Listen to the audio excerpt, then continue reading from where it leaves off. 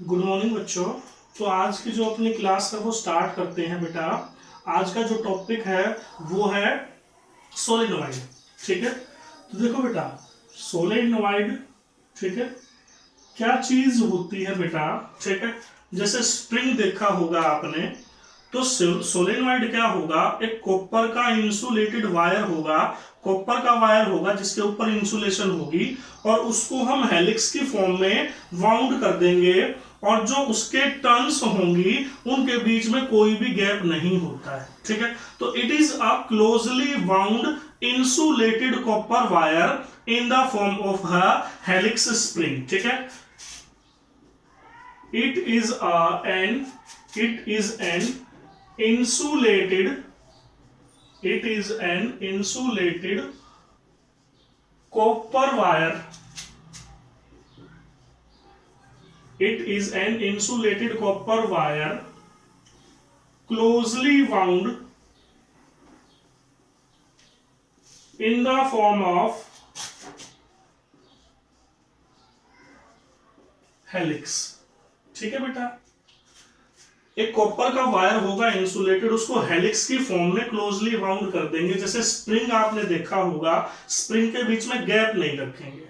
ठीक है, और जो वायर होगा वो इंसुलेटेड कॉपर वायर का होगा, तो इसको हम क्या बोलेंगे, सोलेनोइड। अब हमको निकालना है magnetic field due to a solenoid. ठीक है, सोलेनोइड की वजह से मैग्नेटिक फील्ड हमको निकालना है। ठीक है, देखो सोलेनोइड का डायग्राम क्या है बेटा, ये सोलेनोइड का डायग्राम है। ठीक है, ठीक है, इस प्रकार से टर्न्स होती है बेटा, किसमें, सोलेनोइड में। लेकिन ये टर्न्स के बीच में जो गैप आप देख रहे हो, एक्चुअल में गैप नहीं होता, एक्चुअल में नहीं होता। यहां पे बस बेटा आप गैप, तो फिर ये ना सॉलिड सिलेंडर बन जाएगा, बोर्ड पे नहीं ड्रॉ कर सकते उस चीज को, तो गैप नहीं होता। लेकिन समझाने के लिए थोड़ा सा गैप ड्रॉ करने में बन जाता है, बनाना पड़ता है। ठीक है, इसमें से करंट रन करेगा। क्या रन करेगा बेटा, करंट। ठीक है बेटा, कितना करंट रन करेगा, आई। कितना रन, तो हर एक में से आई करंट रन करेगा। ठीक है, आप देख पाओगे। ठीक है, यहां से करंट ने कितने ने एंट्री ली, आई ने, और कितना करंट निकल गया इसमें से बेटा, आई। ठीक है, हर लूप में से हर जगह एरो नहीं ड्रॉ कर सकते, तो इसकी वजह से मैग्नेटिक फील्ड निकालना है इसके, ठीक है, अंदर। अब यहां पे दो बातें हैं, जो लेंथ होती है सोलेनोइड की बेटा, वो बहुत ज्यादा बड़ी होती है as compare to its diameter. ठीक है, मतलब लेंथ बड़ी होगी, डायमीटर छोटा होगा। तो दूसरी बात, जो मैग्नेटिक फील्ड होगा वो सोलेनोइड के अंदर यूनिफॉर्म होगा, कांस्टेंट होगा, और सोलेनोइड के बाहर इतना वीक होगा जिसको हम जीरो के इक्वल मान सकते हैं। तो कुल मिला के एक बात ये है, क्या, सोलेनोइड की लेंथ बड़ी होगी डायमीटर से। दूसरी बात, जो मैग्नेटिक फील्ड होगा वो सोलेनोइड के सिर्फ अंदर होगा, और वो भी कैसा होगा, यूनिफॉर्म। ठीक है, बाहर नहीं होगा। तो हमको अंदर यूनिफॉर्म मैग्नेटिक फील्ड निकालना है। ठीक है बेटा, तो जो अंदर मैग्नेटिक फील्ड होगा बेटा, ठीक है, उसके अंदर जो डायरेक्शन होगी वो डिपेंड करती है, या तो लेफ्ट टू राइट होगी या राइट टू लेफ्ट होगी। ठीक है, हमने जो करंट लिया वो इस हिसाब से लिया कि जो मैं ये लाइन ड्रॉ कर रहा हूं बेटा पैरेलल, ये रिप्रेजेंट करती है मैग्नेटिक फील्ड को इनसाइड सोलेनोइड। ये है सोलेनोइड के अंदर मैग्नेटिक फील्ड। ठीक है, तो इसके बारे में थोड़ा सा लिखेंगे। क्या लिखेंगे, consider a solenoid of length capital L, length capital L, and total number of turns, total number of turns capital N।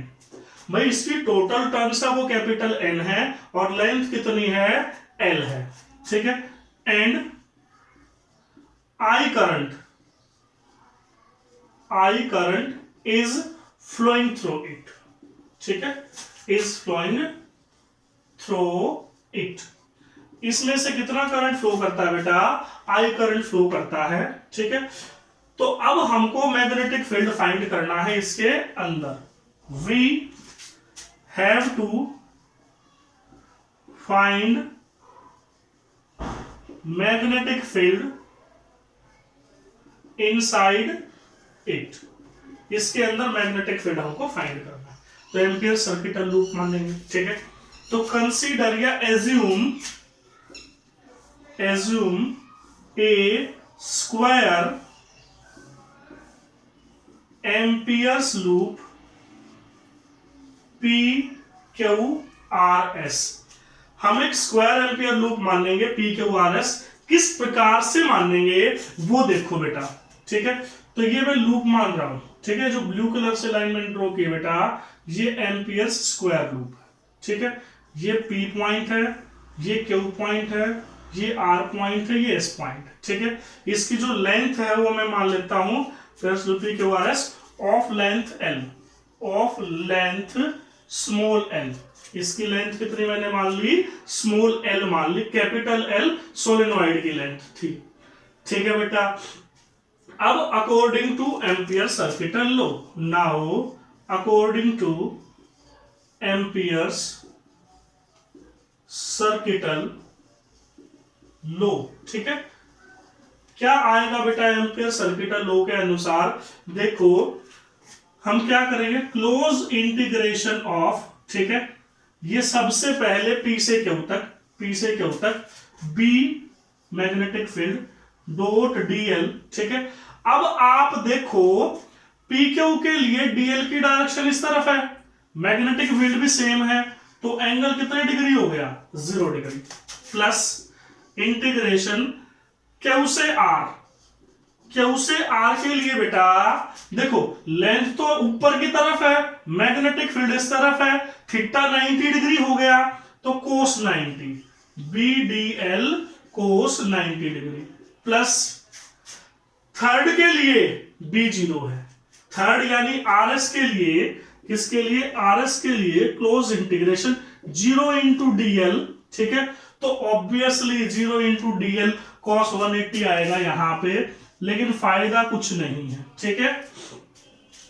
और फोर्थ के लिए आएगा बेटा plus close integration of S to P, है ना, डायरेक्शन ये आएगी एस टू पी। तो इसके लिए भी एल ऐसे है, मैग्नेटिक फील्ड ऐसे है, 90 हो जाएगा, B D L cos 90 degree is equal to mu naught I, mu naught, ठीक है। और जो आई है ये टोटल करंट इनक्लोज्ड है, ठीक है बेटा। यहां से यहां, तो मैंने 4 बार लगा दिया। अच्छा स्क्वायर लूप ही क्यों माना, क्योंकि ये सारी कंडीशन को सेटिस्फाई करता है। पहली कंडीशन है मैग्नेटिक फील्ड पैरेलल होगा, ठीक है, और नॉन जीरो वैल्यू होगी, कांस्टेंट होगा, तो पी क्यू के लिए वैलिड है। दूसरी बात मैग्नेटिक फील्ड परपेंडिकुलर होगा, तो ये क्यू आर लेंथ हो गई, मैग्नेटिक फील्ड परपेंडिकुलर हो गया, ये भी वैलिड है। अच्छा पीएस के लिए भी वैलिड है परपेंडिकुलर, और आरएस के लिए मैग्नेटिक फील्ड वेनिसेस लिखवाया था ना, मैग्नेटिक फील्ड डिसअपीयर हो जाएगा आरएस के लिए। तो बेटा ये मैंने सारी कंडीशन सेटिस्फाई करके यहां पे रख दी। अब देखो बेटा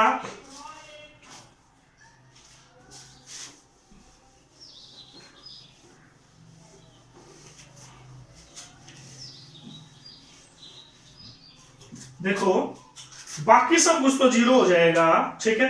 सिर्फ यहां के लिए b as it is DL का इंटीग्रेशन करोगे l प्लस 0 0 0, ठीक है बेटा, is equal to mu naught current enclosed. देखो ध्यान से, जो लूप हमने माना था कुछ ऐसा लूप था, ठीक है, इसके अंदर कुछ टर्न्स ऐसे थी, ठीक है, ये लेंथ स्मॉल एल थी, तो ये कितनी टर्न्स थी, देखो अगर लेंथ l है तो टर्न्स है n, अगर लेंथ 1 है तो टर्न्स है n बाय l, और अगर टर्न्स लेंथ कितनी है l है तो टर्न्स कितनी होंगी n by l into l, n by capital L into small l, ठीक है।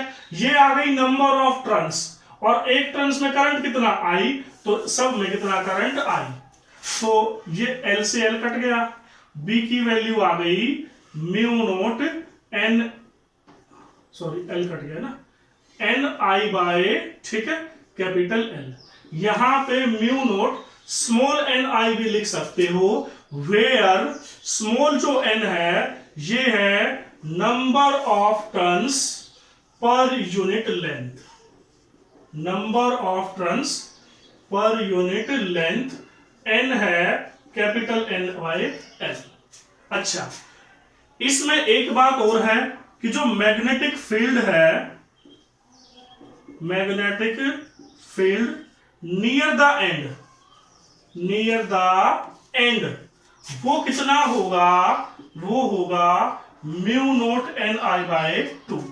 ठीक है, ये फॉर्मूला है, एक्सपेरिमेंट वैल्यू है, सिर्फ आपको फॉर्मूला याद रखना है। ठीक है, ये डेरिवेशन है मैग्नेटिक फील्ड इनसाइड, ठीक है, ये नियर द एंड, आउटसाइड कितना होगा बेटा 0। ठीक है, तो आज के लिए यही टॉपिक हमने क्लास में किया था। ठीक है, थैंक यू।